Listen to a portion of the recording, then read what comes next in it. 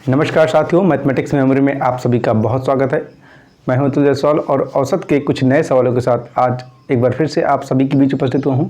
तो आइए औसत के सवालों पर फिर से चर्चा करें और देखते हैं कि क्या है आज का हमारा पहला सवाल। पहला सवाल आप सभी के सामने है कि 14 बच्चों का औसत वजन 22 किलोग्राम है। यदि अध्यापक का वजन भी इसमें मिला दिया जाए तो औसत वजन 23 किलोग्राम हो जाता है। ठीक है, तो अध्यापक का वजन हमें ज्ञात करना है। ठीक है, अब यहाँ पे देखिए आप, एक तो 14 बच्चे हैं,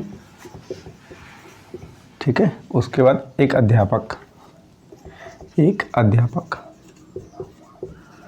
और इनका जो वजन है वही हमको फाइंड आउट करनी है। अगर हम अध्यापक को थोड़ी देर के लिए ए मान लें, ठीक है, अब थोड़ा सा काम इस पर करते हैं। अब जो हमें दिया जा रहा है पहले उसको हम एक लाइन में लिखें, एक सीरीज में लिखें। 22 किलोग्राम है 14 बच्चों का औसत वजन। अब अध्यापक का वजन शामिल किया जाता है इसमें, है ना, इस वजन में। तो हम कोई भी काम करेंगे तो औसत में हम उसमें औसत में काम नहीं करेंगे, हम काम करेंगे कुल वजन या कुल पैमाना जो भी हो, वजन, लंबाई या कुल मात्रा मैं लिख देता हूँ। कुल मात्रा, वजन हो सकता है, लंबाई हो सकती है या कुछ और भी हो सकता है। तो कुल मात्रा पर ही हम जोड़ सकते हैं या घटा सकते हैं या भाग कर सकते हैं, गुणा कर सकते हैं। कुछ भी जो भी करना है आपको, आप इसी में करिए।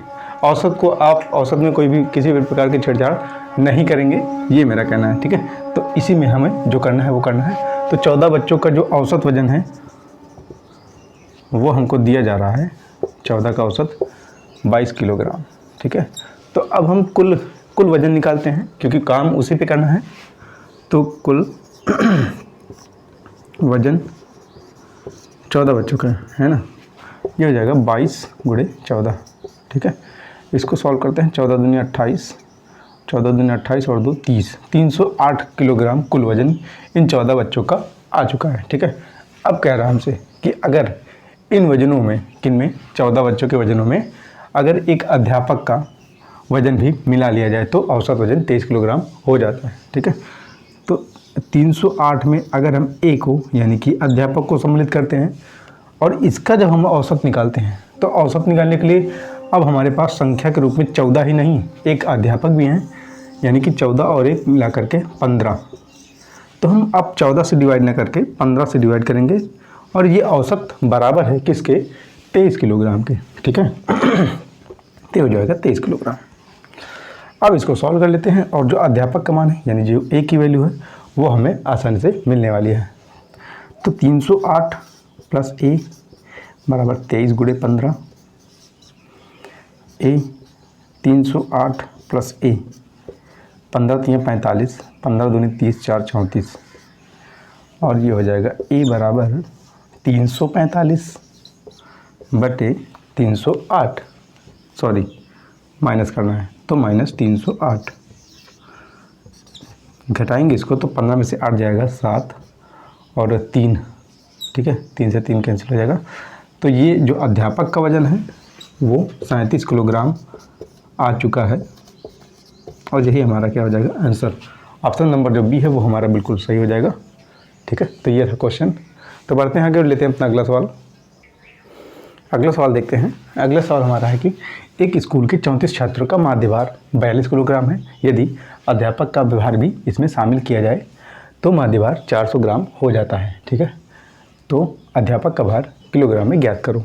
अब यहाँ भी क्वेश्चन सेम सा है, लेकिन यहाँ पे कुछ जो शब्दावली हैं जैसे माध्य भार है, इसका मतलब भी आप समझें कि औसत ही होता है। माध्य का मतलब औसत।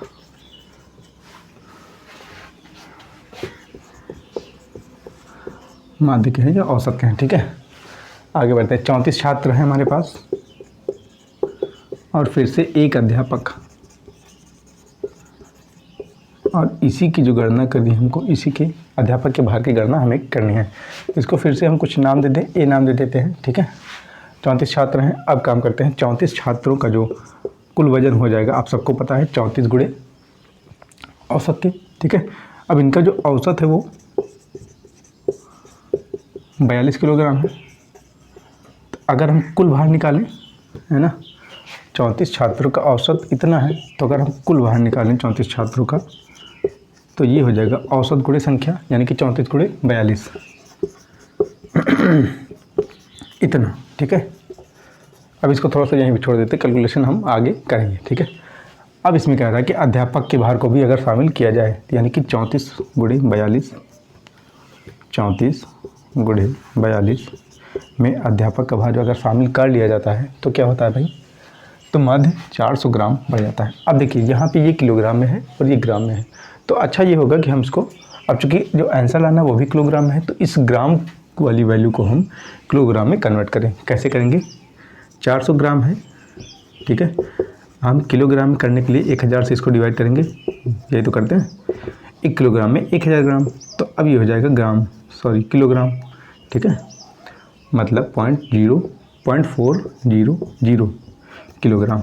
अब ये हम मान यहाँ पे पुट कर सकते हैं। ठीक है, कह रहा हमसे कि माध्य भार जो है, मतलब इसका जो मीडियन निकालें, इसका जो माध्य निकालें, यानी कि 34 और 1 35 से इसको डिवाइड करें, तो वो जो माध्य भार है वो बढ़ जाता है कितना, 400 ग्राम, जितना पहले था, मतलब जो 42 किलोग्राम था उससे 400 ग्राम बढ़ जाता है, यानी कि 0.400 किलोग्राम बढ़ जाता है। ठीक है, हम कह सकते हैं 42 प्लस 0.400 ये बढ़ जाता है। ठीक है, इतना। अब ए की वैल्यू निकालने के लिए इसको हम थोड़ा सा इधर उधर करते हैं, 34 गुणे 42 प्लस ए बराबर 42 गुणे 0.400 इंटू 35, यानी कि 35। यहाँ पे अभी इसको कैलकुलेशन को ना करते हैं, मतलब बाद में करेंगे, क्योंकि थोड़ा सा कैलकुलेशन बढ़ जाएगा। इसको करने के लिए मैं थोड़ा सा आपको इजी वे में ले जाना चाहूँगा। ठीक है, तो 42 गुणे 35 कर लेंगे प्लस 0.400 गुणे 35। अब इसको तो हम डायरेक्ट गुणा कर लेंगे, लेकिन यहाँ पे थोड़ा सा ऐसा कुछ सेटअप बनाते हैं ताकि ये और ये आपस में कट जाएँ। कैसे, 34 गुणे 42 प्लस ए, इसको हम लिख सकते हैं 34 गुणे 42 प्लस 42। ठीक है, मतलब जो 42 है वो 34 बार है, और 34 बार के 42 में एक 42 हम और जोड़ेंगे तो ये 35 42 हो जाएगा। आई होप आप सबको क्लियर हो रहा होगा। इसको मतलब हम सॉल्व करेंगे तो इतना ही आने वाला है। ठीक है, अब हमने ऐसा किया क्यों है, इसको सॉल्व कर लेते हैं। 35 चौके 140 और ये 2 जीरो लग जाएंगे, और 3 अंक पहले दशमलव लग जाएगा। ठीक है, 140 और 2 जीरो डबल 140 और ये वाले 2 जीरो लगेंगे। ठीक है, और 3 अंक पहले, यानी कि 1 2 3, इतना हो जाएगा। ये आप कर जाएंगे, इसमें कोई महत्व नहीं है। अब हमने ये इसलिए किया ताकि हम इसको इससे डायरेक्टली काट सकते हैं। ठीक है, अब इस संख्या को हम अगर इधर लाते हैं लेफ्ट राइट हैंड साइड में, तो ये निगेटिव हो जाएगा और निगेटिव होकर के आपस में दोनों कट जाएंगे। ठीक है, अब ए बराबर 42 में 14 हम जोड़ेंगे। ठीक है, कितना करेंगे, 42 प्लस 14, तो ये हो जाएगा 4 और 2 6, 4 और 1 5, 56 किलोग्राम। ए की वैल्यू यानी कि जो अध्यापक की वैल्यू है वही हो जाएगी 56 किलोग्राम। ठीक है, ऑप्शन हमारा जो डी है वो हमारा सही हो जाएगा। ठीक है, तो बढ़ते हैं आगे, लेते हैं अपना अगला सवाल। आइए देखते हैं अपना अगला सवाल। अगला सवाल है, एक क्रिकेट की बात हो रही है यहाँ पे। क्रिकेटर का जो 10 पारियों का रन है, औसत है, एक क्रिकेटर का 10 पारियों का रनों का औसत 60 है। ठीक है, और 11वीं पारी में वह कितने रन बनाए ताकि उसका जो औसत है वो बढ़ करके 60 से 62 रन हो जाए। ठीक है, एक क्रिकेटर है, ठीक है, 10 पारियां हैं और एक पारी नहीं है, एक पारी जिसमें वो खेलेगा। ठीक है, अब 10 पारियों का जो औसत है वो 60 रन है। ठीक है, तो कुल रनों की अगर हम बात करें, 10 पारियों में कुल रन कितने हो जाएंगे भाई, औसत 60 है, पारियां 10 हैं, मतलब कि 60 गुणे 10 यानी कि 600। ठीक है, यहाँ तक कोई प्रॉब्लम नहीं होनी चाहिए आपको। एक पारी में मतलब कि 11वीं पारी में, एक पारी मतलब 11वीं पारी में कितने रन वो बनाए। मान लेते हैं कि वो ए रन बनाता है, ए रन है ना, ये हम मान लेते हैं। अब आगे सॉल्व करते हैं। तो 60।